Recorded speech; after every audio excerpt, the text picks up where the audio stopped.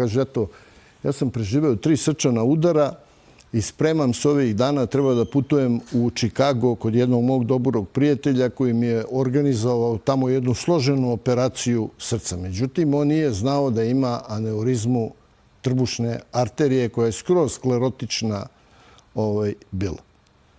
I on je zapalio cigaretu, povukao je par dimova i pao je sa stolice i umro. Čak moj kolega je jedan utrčao unutra i dao mu veštačko disanje, pokušavajući da ga spasu. Došla je hitna pomoć, tu su ga reanimirali sve, međutim, kasno je bilo.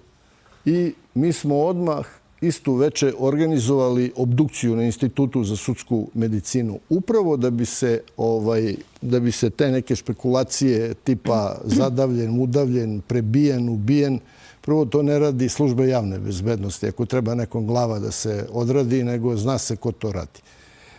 I prvo mi nismo ubice nikakve, nismo ubice ljudi i nikad to ne bi uradio sem u nekoj samoodbrani i tako dalje.